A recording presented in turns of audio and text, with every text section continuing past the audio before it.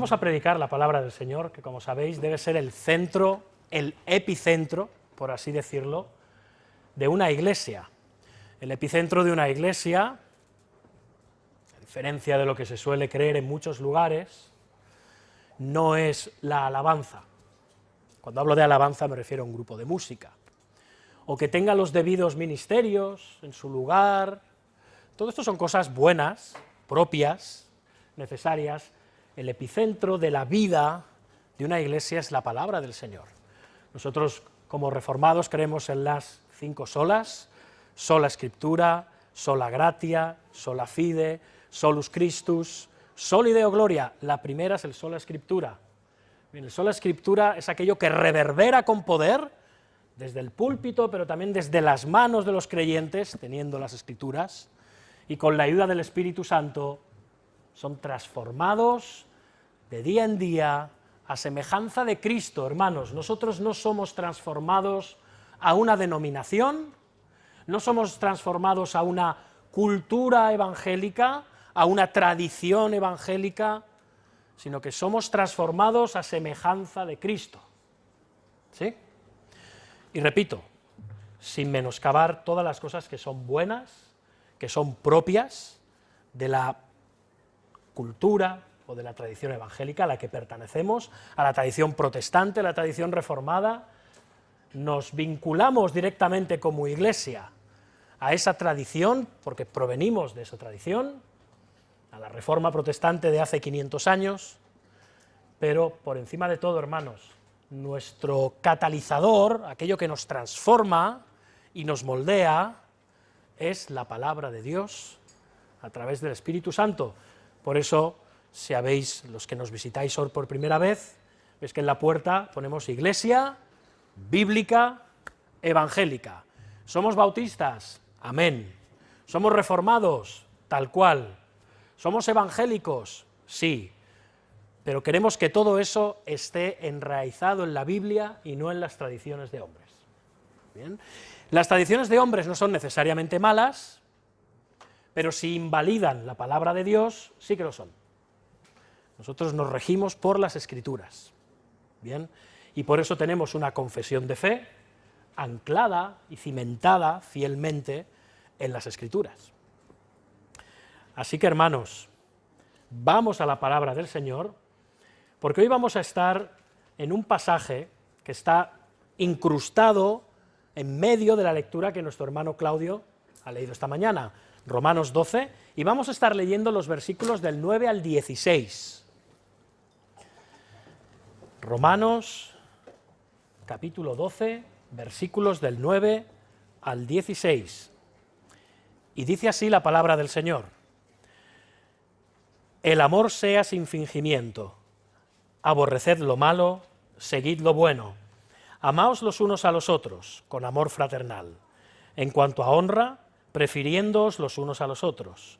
En lo que requiere diligencia, no perezosos, fervientes en espíritu, sirviendo al Señor, gozosos en la esperanza, sufridos en la tribulación, constantes en la oración, compartiendo para las necesidades de los santos, practicando la hospitalidad. Bendecid a los que os persiguen, bendecid y no maldigáis, gozaos con los que se gozan, llorad con los que lloran, unánimes entre vosotros, no altivos, sino asociándoos con los humildes, no seáis sabios en vuestra propia opinión. Amén. Hasta aquí la palabra del Señor, y su iglesia responde amén. Vamos a orar. Señor Dios nuestro, te pedimos, te suplicamos, te rogamos humildemente que tú nos hables esta mañana por medio de tu palabra, y que tú por medio de ella robustezcas nuestra fe, nos hagas crecer en gracia, en amor a ti, que transformes vidas y corazones por y para tu gloria. Te lo pedimos en el nombre de nuestro Señor Jesucristo. Amén. Amén. Bien, hermanos, algunos habréis reconocido el texto del año, ¿verdad? En medio de estas palabras, todavía más reducido está el texto del año. Me vais a permitir que lo vuelva a leer. Romanos, capítulo 12, versículos del 11 al 13, que dice: en lo que requiere diligencia, no perezosos, fervientes en espíritu, sirviendo al Señor, gozosos en la esperanza, sufridos en la tribulación, constantes en la oración, compartiendo para las necesidades de los santos, practicando la hospitalidad. Yo sé que hay algunos que ya se lo saben, ¿eh? Bueno, los demás tenemos todo un año para recordarlo y aprenderlo e interiorizarlo. Bien, hermanos, 5 años. Nuestra iglesia tiene 5 años. Pienso en los que estaban aquí hace 5 años. Yo, Silvia, Julia, Yasmín, Loli, Fátima, Aurelio. Caramba, qué pocos quedamos, ¿eh? ¿Quién más? ¿Me dejo a alguien por aquí? Espérate. Ah, Francisco y Noemí, es verdad. No os veía. Somos poquitos de aquel grupo, pero oye, aquí estamos, ¿no? Somos unos pesados.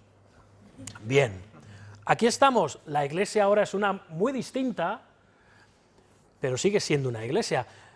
No sé si os imaginabais algún día que la iglesia iba a llegar a ser lo que es ahora.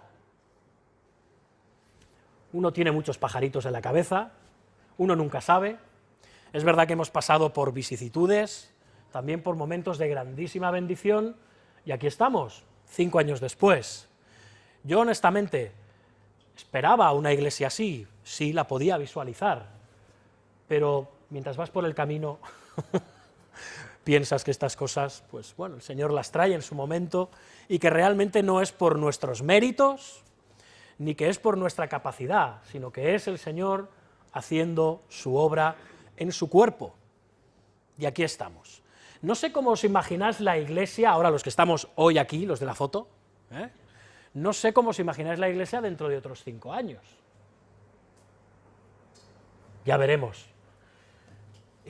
Y si no estamos en esta tierra, lo veremos desde el cielo, muy posiblemente, o los que vengan nos lo contarán.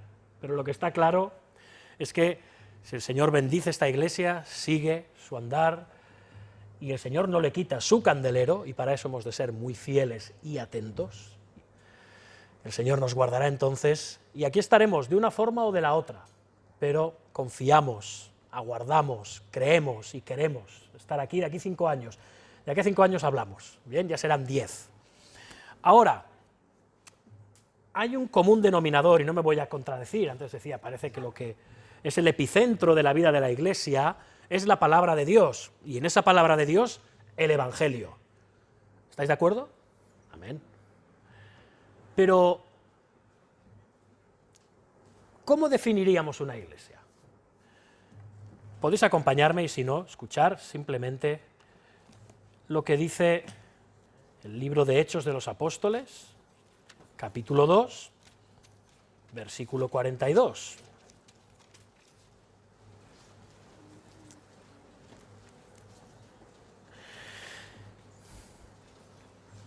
Estos son los ladrillos, podríamos decir, o los elementos básicos, clave, de lo que es una iglesia. Después de las conversiones y bautismos que hubieron tras la predicación de Pedro en Pentecostés, dice, y perseveraban en la doctrina de los apóstoles, en la comunión unos con otros, en el partimiento del pan y en las oraciones. ¿Veis? La palabra de Dios como epicentro de la vida de la iglesia, la doctrina de los apóstoles. Esto promueve una comunidad del Evangelio, que viven en comunión, en amor y en tierno cuidado, y en consuelo, y en amonestación, y en disciplina, y en discipulado unos a otros. Por lo tanto, siendo un cuerpo, toman la cena del Señor como un recordatorio de esa unidad en Cristo, y ahora, con un sentido de comunidad y de misión en el mundo, oran. Oran. El orden no es arbitrario, tiene una coherencia. Ahora, si yo os preguntara, ¿cuál es el pegamento que une todo esto para que no se venga abajo?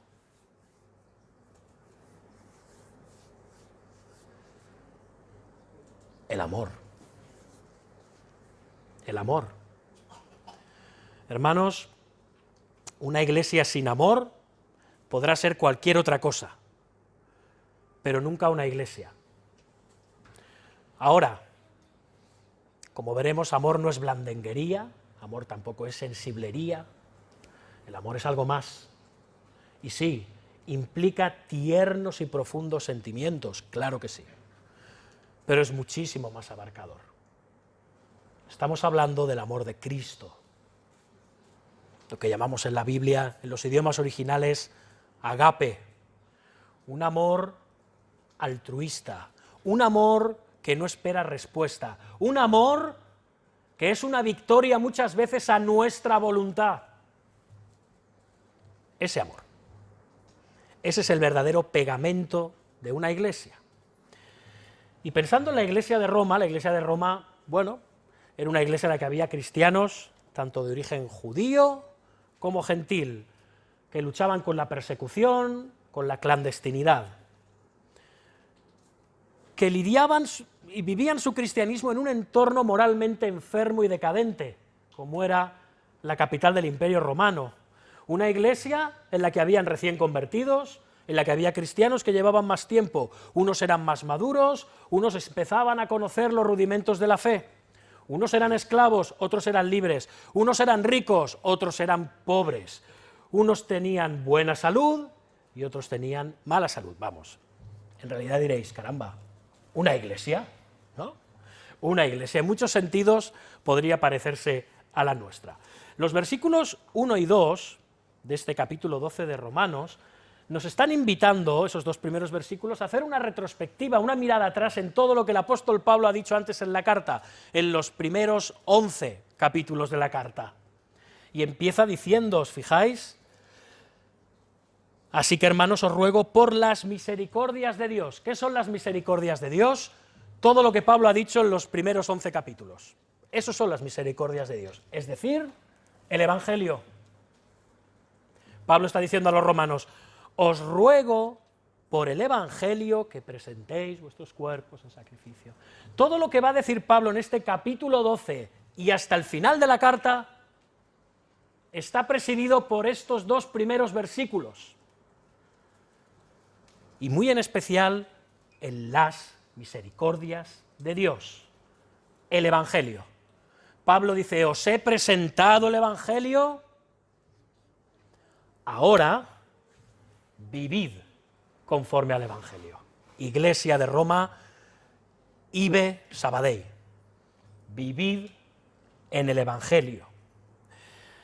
Y sí, ahora el apóstol va a empezar a hablar en todo lo que dice a continuación de las relaciones, principalmente en las relaciones con la Iglesia, también con los de afuera, con las autoridades y con otros, pero principalmente con las relaciones dentro de la familia de la fe, de la Iglesia de Roma.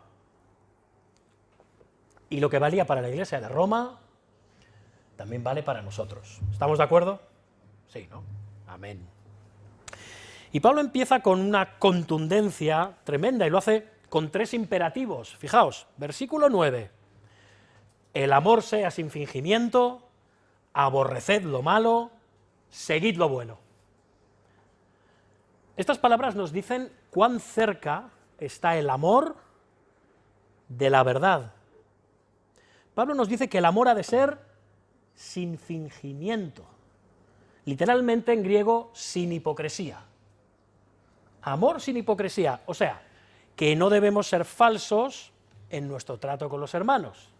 Hermanos, podemos ser muy educados, podemos ser muy serviciales, dar la impresión de que somos muy amorosos, cuando en nuestro interior sentimos rechazo, aversión, prejuicios o a veces, triste es decirlo, hasta desprecio por algunos de nuestros hermanos en la Iglesia.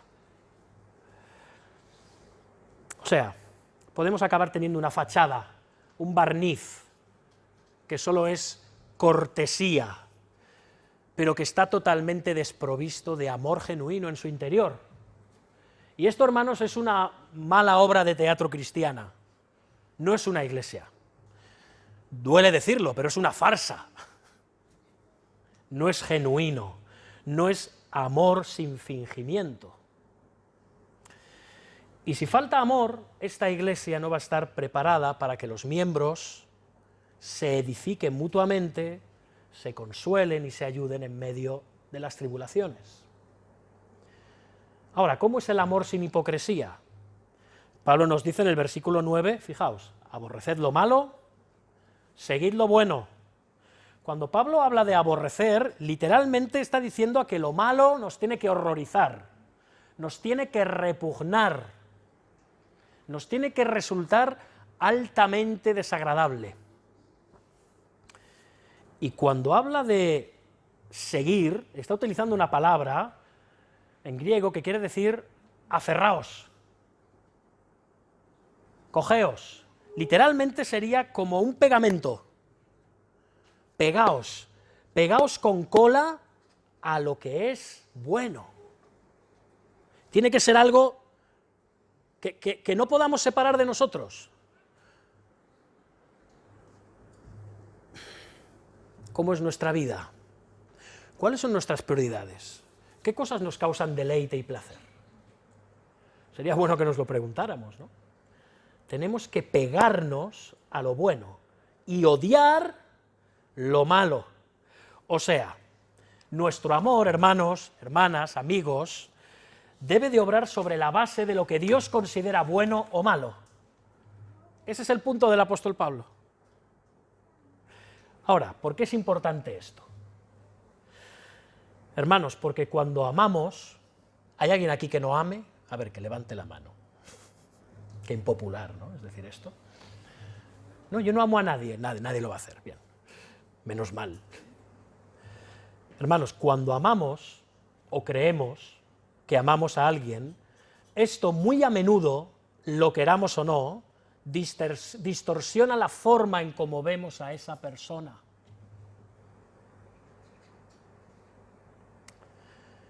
Estamos muy prestos a ver defectos en los demás, pero mi padre, mi esposo, mi mujer, mis hijos, son maravillosos.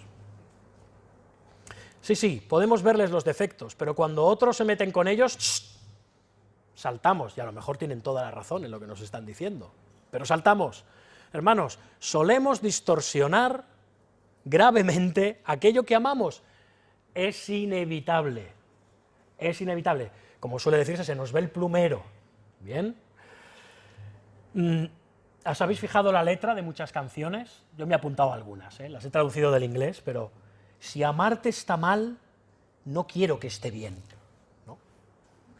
O aquello que dice, esto no puede ser malo si me siento tan bien, ¿no? Claro. Hermanos, cuando amamos a alguien, de nuevo, padres, hijos, novios, amigos, esto nos hace perder la percepción de la realidad. ¿Por qué? Bueno, hermanos, ¿qué le vamos a hacer? Jeremías 17:9, engañoso es el corazón, más que todas las cosas, y perverso. ¿Quién lo conocerá? Por otro lado, el sufrimiento de aquel a quien amas o el gozo de aquel a quien amas se vuelven tuyos. Y esto nos lleva a querer dar a nuestro ser amado aquello que solo le genere placer. ¿Me seguís? Queremos solamente generarle lo bueno, darle placer, que se sientan bien, queremos que todo esté bien, queremos armonía con esa persona. Queremos eso, queremos generarle placer en vez de darle lo mejor. Porque lo mejor que podemos darle a la gente que amamos no siempre les es placentero. Esta es la realidad. Puede que momentáneamente les cause enojo, tristeza, y esto los que somos padres lo sabemos muy bien. ¿Por qué? Porque todos los que somos padres sabemos que no siempre hemos disciplinado a nuestros hijos como deberíamos, porque nos derretimos cuando los vemos llorar, cuando los vemos poner un mohín de queja, cuando se caen al suelo y tienen una rabieta, los vemos con esos pucheros, y entonces muchas veces lo dejamos pasar. Pero hermanos, también sabemos que una infancia sin disciplina es un desastre en el futuro sin paliativos, ¿verdad? Tenemos que dársela, aunque no sea agradable. Y la verdad es que es raro lo que está haciendo Pablo de aconsejar que se ame y se odie a la vez. Pero es precisamente lo que Pablo está diciendo. Sí, no se ha equivocado. Está diciendo esto. No podemos amar correctamente si no odiamos correctamente. Y cuando odiamos correctamente es que estamos amando correctamente. Por ejemplo, creo que todos los que estamos aquí odiamos el asesinato de niños que aún no han nacido en el vientre de su madre. Podemos no odiar a esas mujeres, pero odiamos el hecho en sí. ¿Por qué lo hacemos? Porque amamos la vida, pero porque amamos a Dios, que es el dador de la vida. Por lo tanto, vemos que hay un amor que se corresponde en un odio, en un aborrecimiento de lo malo, porque antes nos hemos apegado a lo bueno. Por eso Pablo dice que el amor sea sin fingimiento, un amor sincero, un amor fundamentado en lo que es verdadero, y el amor verdadero ama lo suficiente como para darle al ser amado lo que necesita, aunque eso sea doloroso. Y eso lo podemos ver también en la Iglesia. Deberíamos de verlo en la vida de la Iglesia. ¿Cómo te sientes cuando hay alguien querido o ves a algún hermano en la Iglesia que no está tomando el mejor derrotero, que no está haciendo las cosas que debe, que está llevando a cabo acciones o tomando decisiones insensatas? ¿Qué haces? Ya se apañará, es mayorcito. El pastor ya hará lo que tenga que hacer. Bueno, ya hay otras personas que mejor que yo le van a aconsejar, y nos ponemos de perfil, y esa persona continúa en su mal proceder hasta que se estrella. Y entonces viene el, ya lo sabía, es que se veía venir.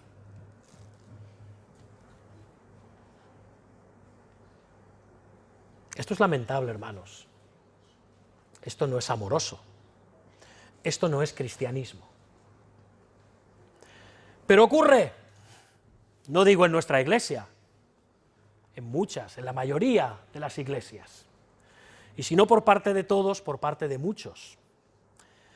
Hermanos, ¿cómo reaccionamos cuando alguien está teniendo malas compañías que solo le van a llevar a tener problemas? ¿Qué hacemos? ¿Qué decimos? Hermanos, el amor verdadero es sin fingimiento. Cuando es necesario, el amor verdadero se opondrá a la mentira, se opondrá al pecado. ¿Por qué? Porque estos son destructivos. Por eso. Porque nuestro hermano en Cristo, que está tropezando, es parte de nuestro cuerpo, del cuerpo de Cristo. Somos uno con Él y uno con Cristo. Hermanos, no queremos que nuestros hermanos se pierdan. En estos años hemos visto a muchos hermanos venir e irse. Hemos visto a muchos hermanos tomar derroteros insensatos y no escuchar el consejo. Es doloroso, pero había que dar ese consejo. Por parte mía como pastor, por parte de hermanos queridos, por parte de gente muy próxima, había que darlo. Eso es amor. Todo el mundo que sale de una iglesia dice, es que allí no hay amor. Digo que sale por los motivos incorrectos, no quien se muda o cualquier otra cosa. Es que allí no había amor. Bueno, pudiera darse que una iglesia no tenga amor. Hay serias advertencias a las iglesias en el libro de Apocalipsis, ¿verdad?, por parte de Jesucristo. Pudiera darse que una iglesia fuera carente de amor, pero no es lo habitual. El amor verdadero disciplina, amonesta, confronta con amor, sin soberbia, prepotencia, malas palabras, engreimiento, agresividad, avasallamiento, pero se confronta a la persona. Hermanos, la Biblia nos enseña que vivimos en un mundo caído. Y esto es porque los seres humanos no siguieron el diseño divino de Dios, el diseño original de Dios. Y cuando esto no ocurre, solo nos podemos acarrear problemas y más problemas y más problemas.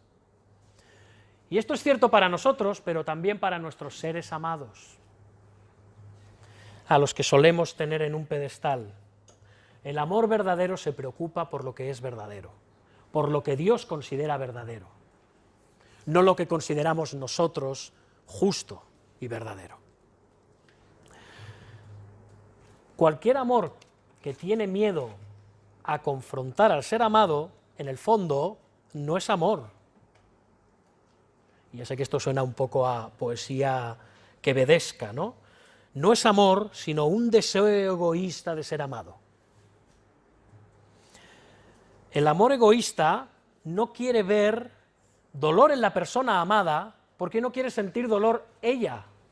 El amor egoísta no quiere ver que la otra persona se enfade con él y perder el amor que esa persona le tiene, porque queremos seguir manteniendo el amor de la persona.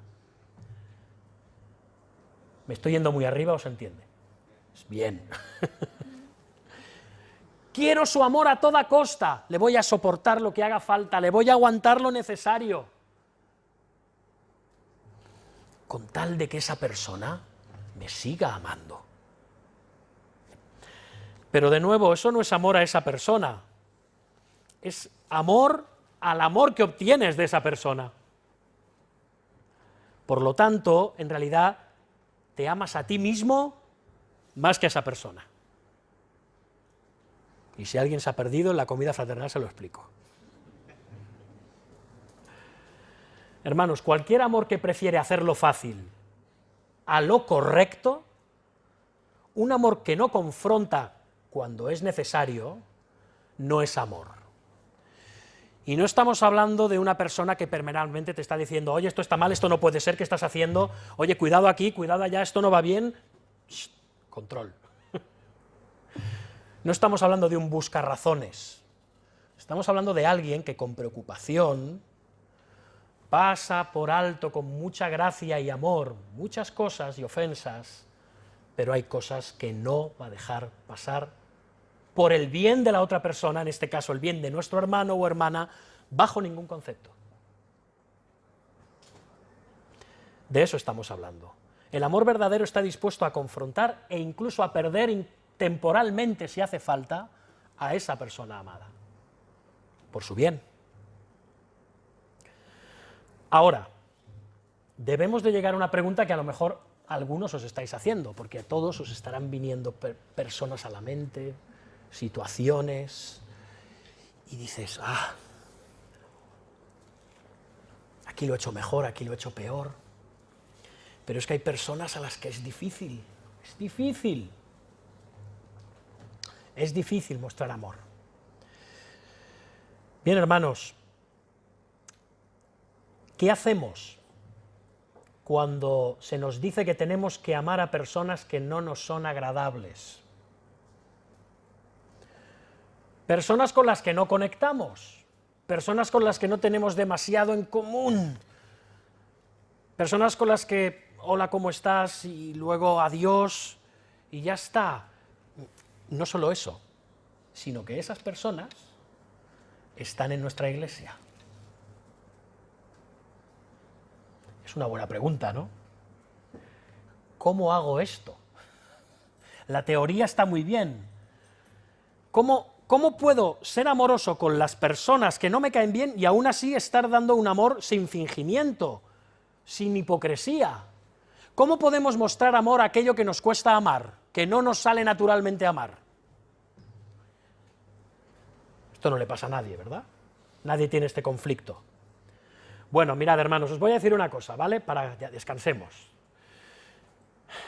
Si actuamos de forma cariñosa, dulce, afectuosa, con alguien que no nos es agradable, contra alguien que estamos albergando prejuicios, eres un hipócrita.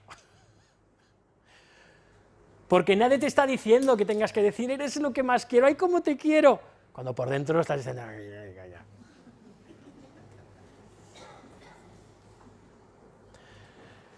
De nuevo, eso es una mala obra de teatro cristiano, ¿eh? de esas que se hacen en Navidad. No, esas no son malas, esas son sencillas. ¿Bien? No, hermanos, no es realista sentir un afecto profundo por aquellas personas con las que no acabas de conectar por las razones que sean. Eso no es natural. Ahora, ¿cuál es la solución? Dijimos que todo lo que decimos a partir del capítulo 12 hasta el final de la carta tiene que estar presidido, ¿por qué? Por las misericordias de Dios. ¿Y qué son las misericordias de Dios? El Evangelio. El Evangelio. Debemos predicarnos diariamente el Evangelio y arrepentirnos.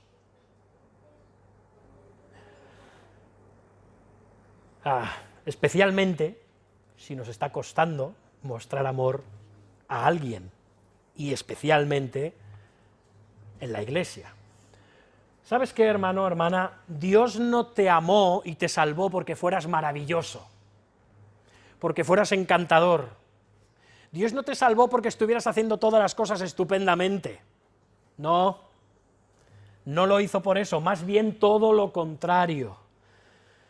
Dios el Padre te mostró misericordia y envió a su Hijo Jesucristo a morir por tus pecados cuando eras un miserable pecador, un enemigo suyo.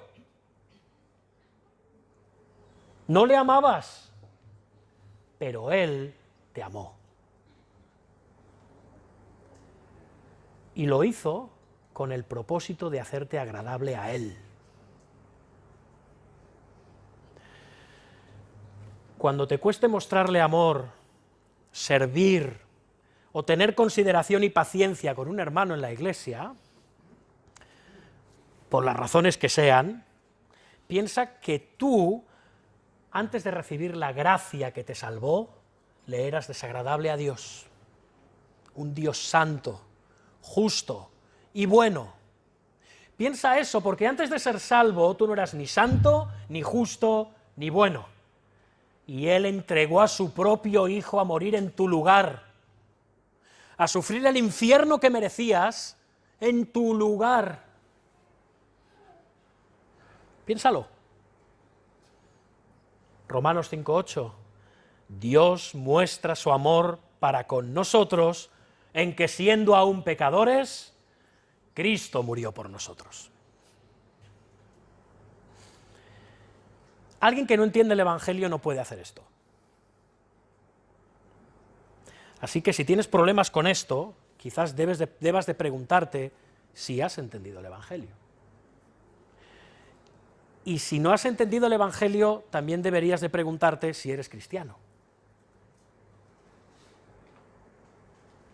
Porque somos renacidos por medio de la palabra del Evangelio.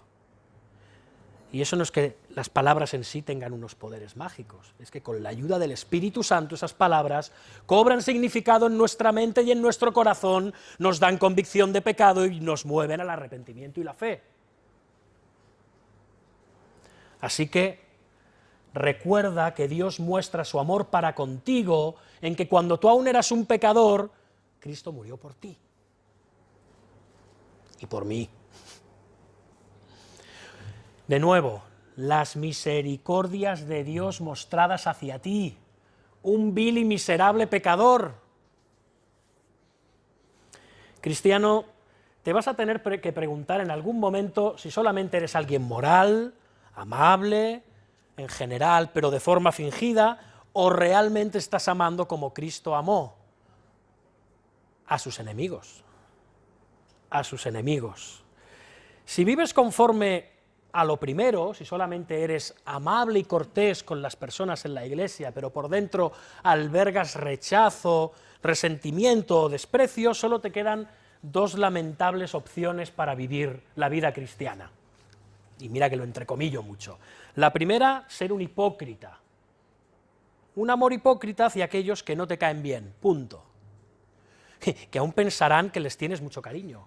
¡Ay, cómo estás! 2.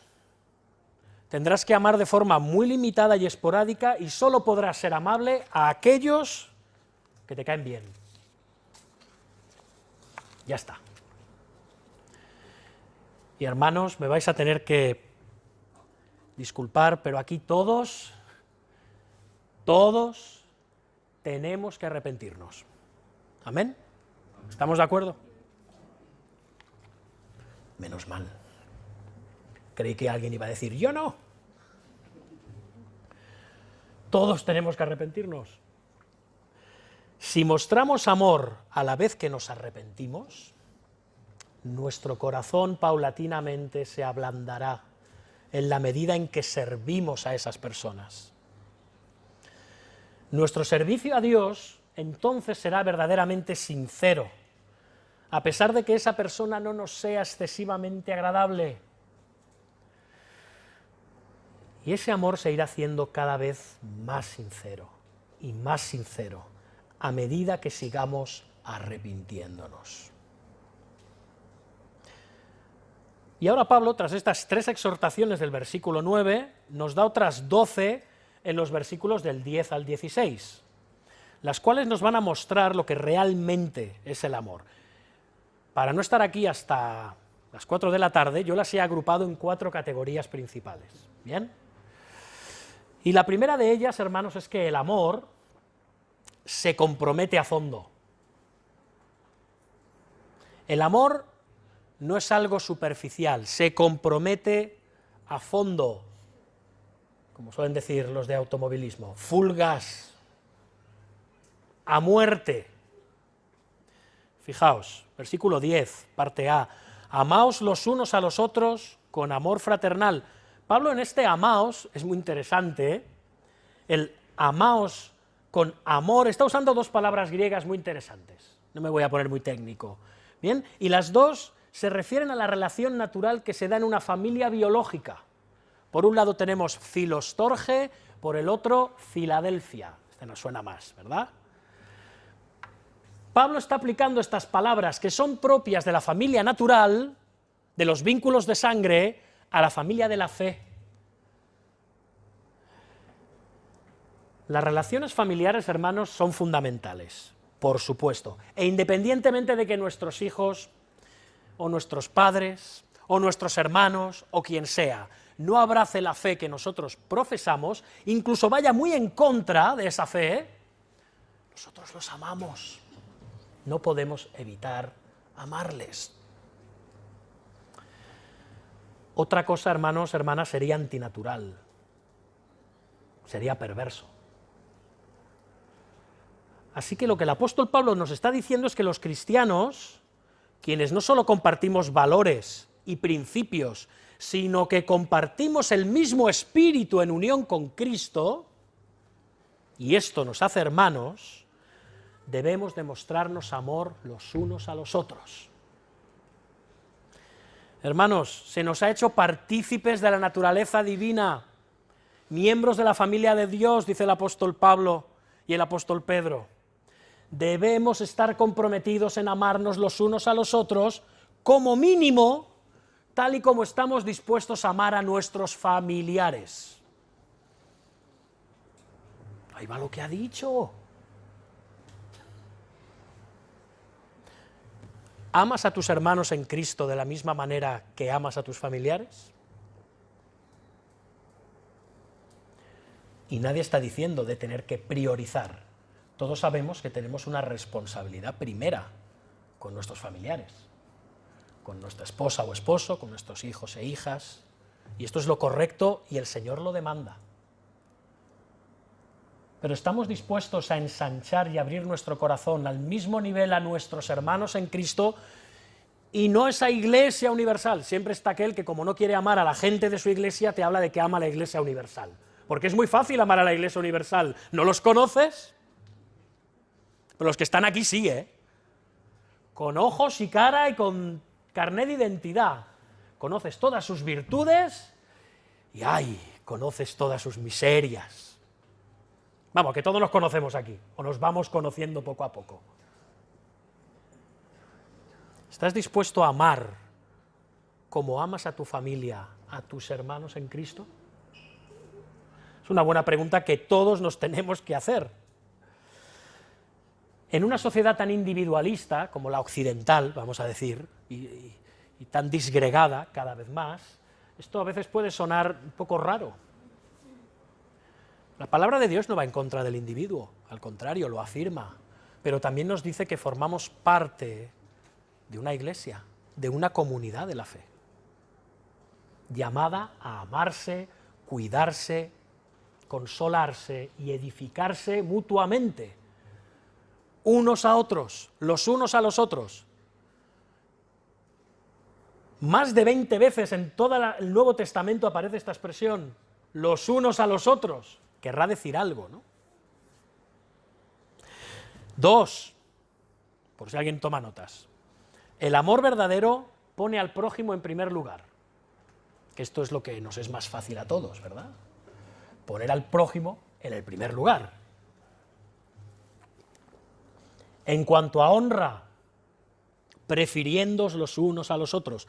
Pablo dice algo parecido en Filipenses 2:3, atención hermanas, nada hagáis por contienda o por vanagloria, antes bien con humildad, estimando cada uno a los demás como superiores a él mismo.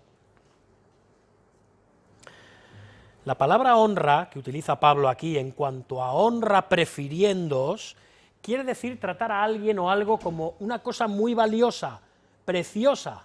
Pero es que además hay otra palabra que es prefiriéndoos. Esta palabra es rara, porque esta palabra describe una acción. ¿Habéis estado alguna vez a punto de entrar en un sitio y veis que viene alguien por detrás y hacéis este gesto? Tú primero, usted primero, usted primero. ¿Lo habéis hecho alguna vez? Tú, pasa tú. La palabra que usa Pablo aquí describe esta acción de dar el paso a otro. Preferimos que pase ese otro y luego vamos nosotros. No es que nos rezaguemos ni nos quedemos fuera, luego vamos nosotros. Esto es lo que está tratando de decir el apóstol Pablo, es tú primero, por favor. Los cristianos creemos que Dios creó al hombre a su imagen y semejanza. Lo estamos viendo ahora en Génesis, ¿verdad? Por lo tanto, a pesar de la caída, a pesar del pecado consiguiente a la caída, creemos que todas las personas son preciosas a la vista de Dios y debemos de tratarlas como tal, sean cristianos o no. Hermanos, creer en la depravación total del hombre no nos autoriza a despreciar y maltratar al prójimo, pero aún menos a nuestros hermanos. Estamos llamados a obrar el bien a todos, pero en especial a la casa de la fe. Esto quiere decir que honrar a los demás en la iglesia implica escucharlos, tener paciencia con ellos, estar pendiente de sus necesidades, de sus alegrías, de sus temores, de sus esperanzas y ser considerados con ello. No empujarles a donde queremos llevarles o donde nos gustaría verles, ser considerados con ellos, porque todos tenemos un tiempo de maduración, como la fruta, como el buen vino. Aludimos muy a menudo a esas palabras de Eclesiastés, para todo hay un tiempo bajo el sol, ¿verdad? Y pensamos que para todo hay un tiempo bajo el sol quiere decir que, bueno, yo tengo un tiempo para esto, ese tiene un tiempo para lo otro. No, hermanos, está aludiendo al tiempo de Dios para cada uno de nosotros. No el mío, no lo que yo quiero lograr para mí, ni lo que quiero lograr para aquel y para aquella y para el otro. Esta es una carrera de fondo, hermanos. Para todo hay un tiempo bajo el sol. El Señor tiene un tiempo de maduración para todos y cada uno de sus hijos, lo tiene. Nosotros somos instrumentos en las manos del Señor, acompañando a los hermanos, guiando a los hermanos, consolando a los hermanos, teniendo paciencia con los hermanos, enseñando a los hermanos y dejando que Dios haga su obra sobrenatural y soberana en los hermanos.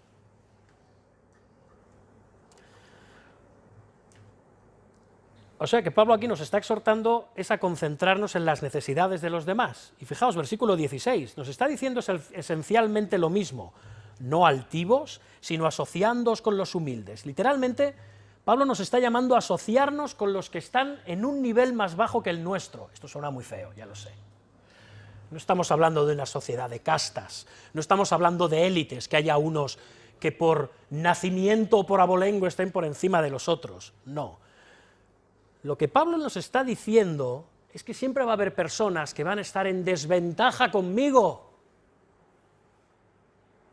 que no van a tener la familia que yo tengo, que van a tener que luchar con pecados con los que yo no tengo que luchar, que van a estar en un estado de inmadurez y de desconocimiento espiritual por debajo del mío, van a tener una salud que yo no tengo, igual yo resumo salud, ¿verdad?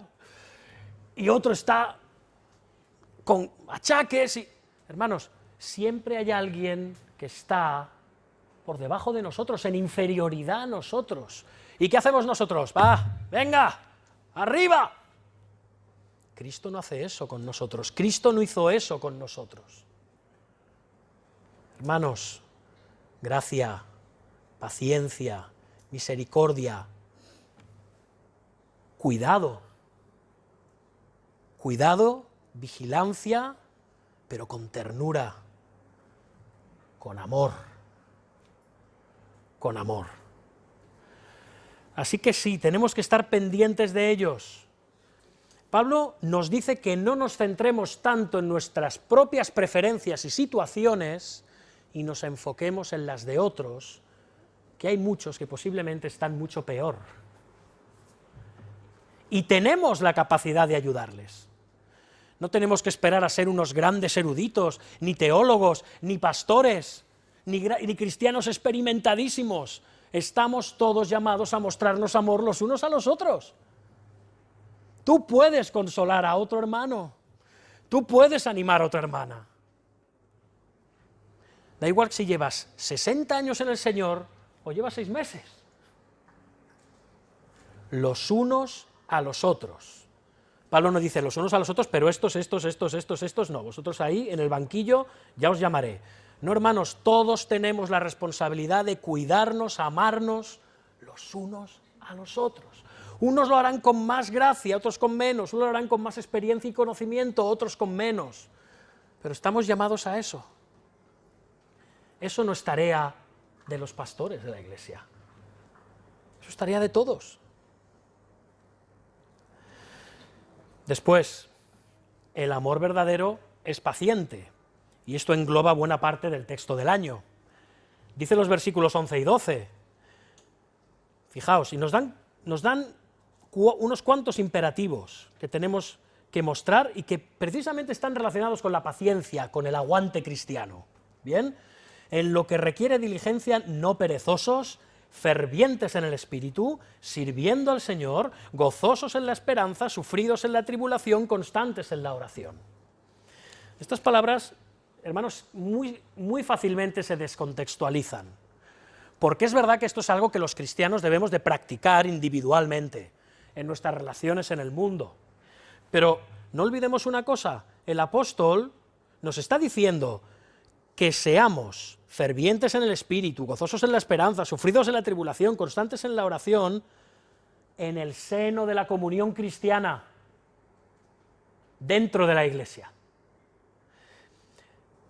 Y claro, involucrarse de manera significativa en la vida de nuestros hermanos nos cuesta. La mayoría de las veces, ¿sabéis por qué?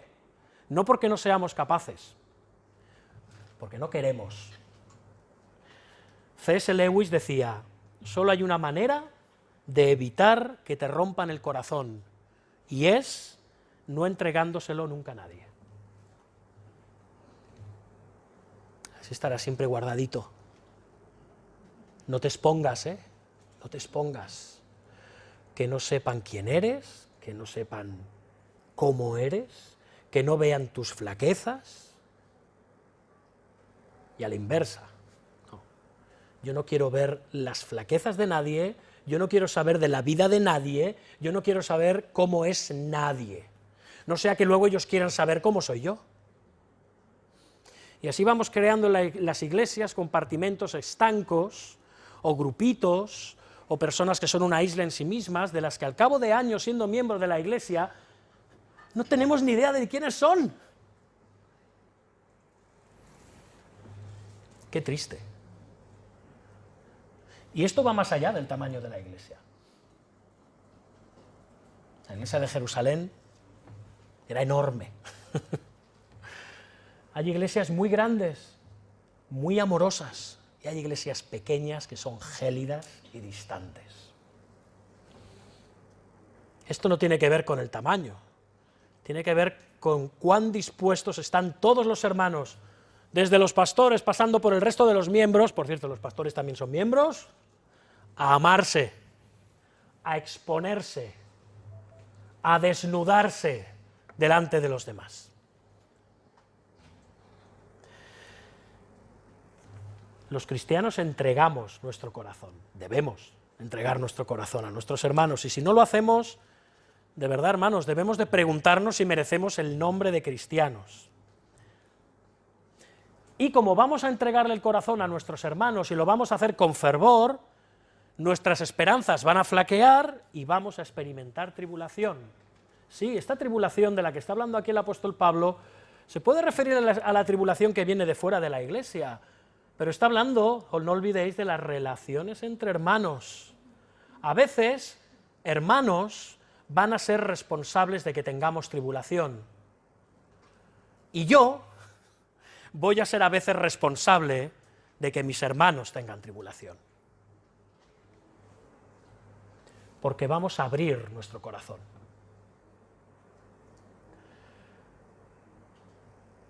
Y es en estas ocasiones cuando debemos ser constantes en la oración.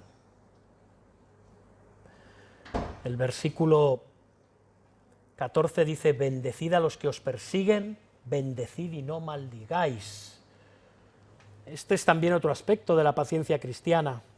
Hay cristianos que nos persiguen. ¿Lo dudáis? Hay cristianos que nos persiguen. Inconscientemente, pero son causa de tribulación para nosotros. Es triste pero cierto, el mismo apóstol Pablo sufrió ataques de hermanos, de dentro, de fuera de las iglesias. Esta es una realidad.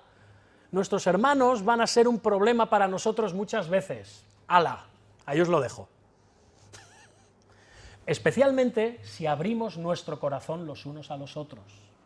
Especialmente.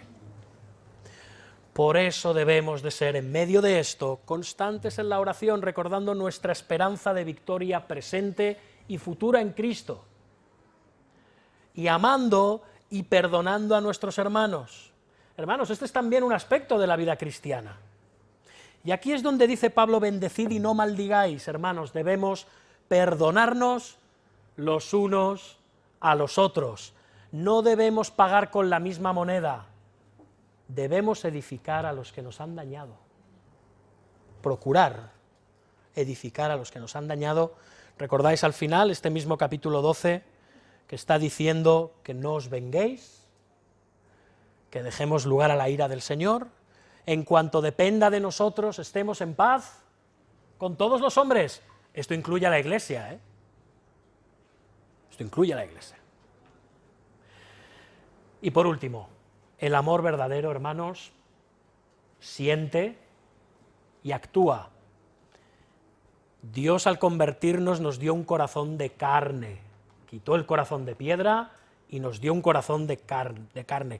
Hay un refrán del refranero español que dice aquello de: mucho te quiero, perrito, pero pan poquito.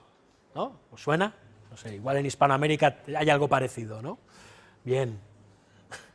El versículo 13 nos dice que tenemos que ser prácticos en la demostración de nuestro amor, compartiendo para las necesidades de los santos, practicando la hospitalidad. Se nos llama a compartir nuestro tiempo, nuestros dones, nuestros recursos, nuestras casas, nuestro dinero, nuestras pertenencias con los demás de la iglesia que lo necesiten o no, porque son nuestros hermanos y los amamos. El cristianismo es la religión del corazón abierto, de la mano abierta y de las puertas abiertas, decía William Barclay. Y tenía toda la razón. ¿Están abiertas las puertas de nuestra casa, de nuestra vida? Nadie quiere abrir las puertas de su casa, como tampoco quiere abrir las puertas de su corazón, porque en nuestra casa se ve realmente quiénes somos.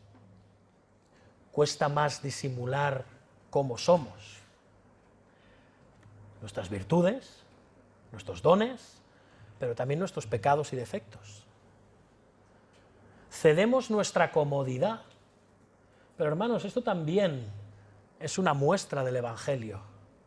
Abrir nuestras casas nos identifica con lo que Cristo hizo, abandonando su lugar de privilegio en los cielos, tomando la incomodidad de una vida de siervo para acabar muriendo en lugar nuestro.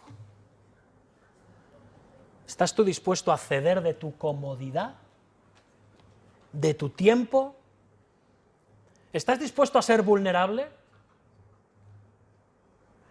Hermanos, una iglesia que no practica la hospitalidad también puede llamarse muchas cosas, pero no una iglesia. Y un cristiano que no practica la hospitalidad puede llamarse muchas cosas, pero posiblemente tampoco un cristiano. O un cristiano que no está viviendo como un cristiano. Hay quien tiene un don en la hospitalidad, y bendito don. Pero eso no quiere decir que solamente aquellos con un don deban abrir las puertas de sus hogares. Y las de su vida, y las de su tiempo. La palabra griega para hospitalidad es filoxenia, que tiene nombre de flor rara, pero literalmente quiere decir amor a los extraños, a los de afuera. Y eso lo manifiestas en infinidad de maneras, en la iglesia, en tu casa, en tu tiempo libre, en tus recursos, en tus capacidades.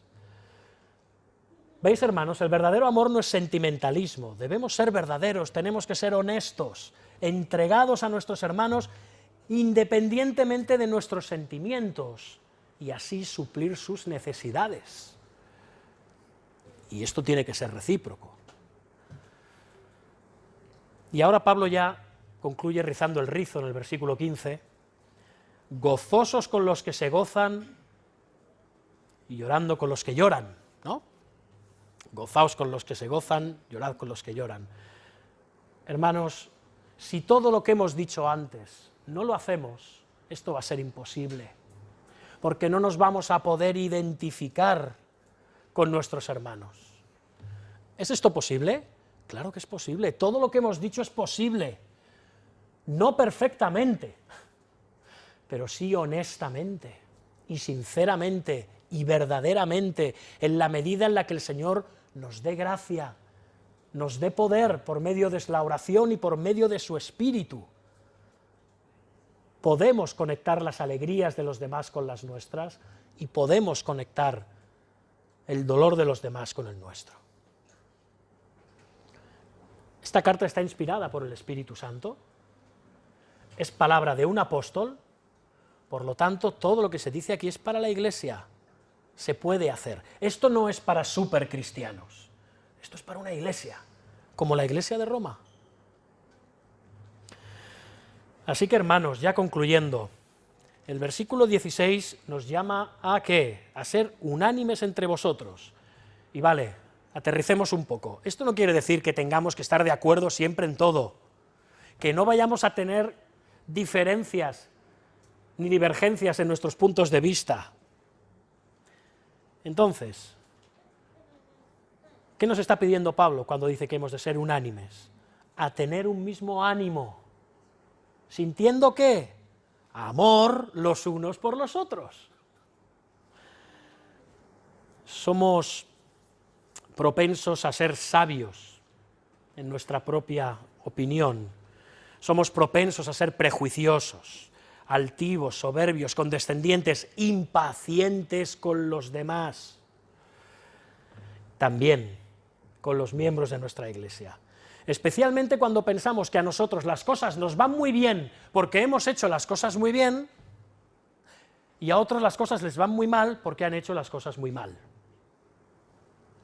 No, hermanos, si algo nos enseña la historia del pueblo de Dios es que no siempre es así. No siempre es así. Pronto veremos en el libro de Eclesiastés que no siempre es así, ¿verdad? ¿Por qué? Porque vivimos en un mundo caído. Aquí estamos. Un mundo que sufre, y la Iglesia sufre en este mundo caído. El verdadero amor, hermanos, es hacer lo necesario para darle a otros lo que sea que necesiten. Y esto significa que sacrificas tus emociones, que sacrificas tu tiempo, que sacrificas tus acciones, que sacrificas tus derechos. El amor verdadero, hermanos, significa que das a los demás toda la verdad que necesitan, aunque la desprecien, y que les das toda la ayuda que necesitan, aunque no te lo agradezcan.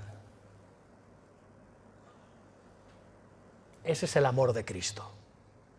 Hermanos, ese es el verdadero amor.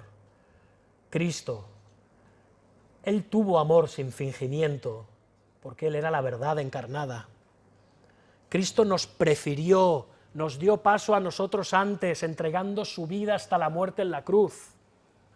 Cristo fue paciente y ferviente en su espíritu, sirviendo al Padre hasta el final.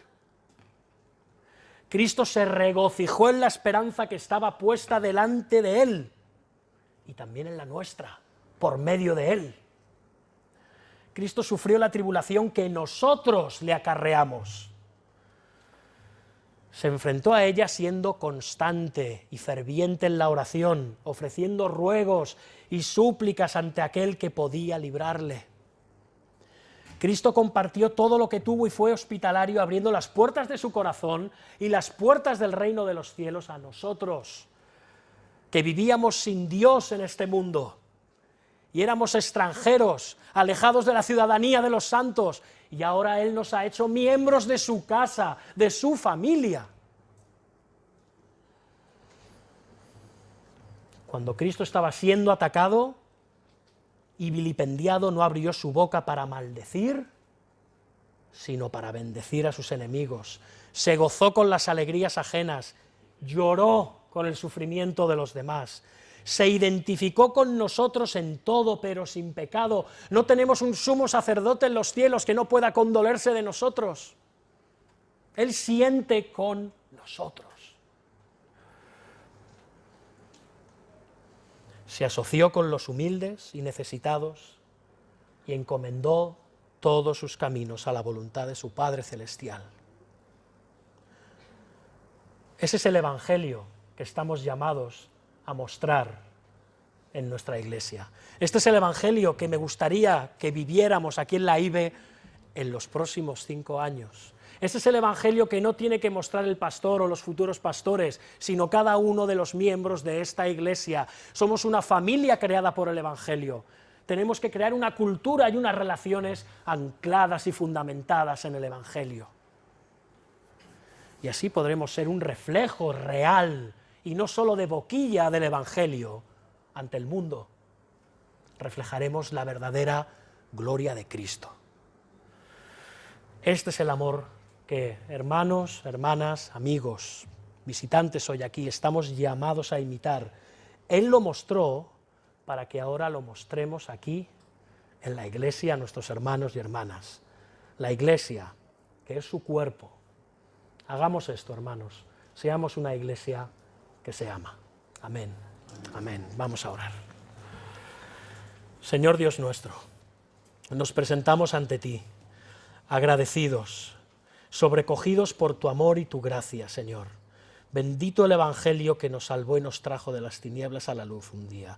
Queremos andar en esa luz, principalmente por medio de mostrar amor. Mostrarnos amor unos a los otros, pero un verdadero amor, un amor genuino, sin fingimiento, sin obstáculos. Que podamos abrir nuestros corazones. Queremos exponernos a las alegrías y sufrimientos y pecados de los demás, y que los demás hagan lo propio con nosotros. Queremos ser una familia, un cuerpo que se ama. Tú nos has ayudado a madurar hasta este punto en la iglesia, en la IBE, durante estos 5 años, y te rogamos que en estos próximos 5 años crezcamos en ese discipulado y pastoreo común que nos debemos los unos a los otros. Señor, que seamos una iglesia que por encima de todo lo que ocurra en estos próximos años, que te lo encomendamos a ti, sea una iglesia que se ama profundamente en imitación de Cristo, porque te lo pedimos en su nombre. Amén.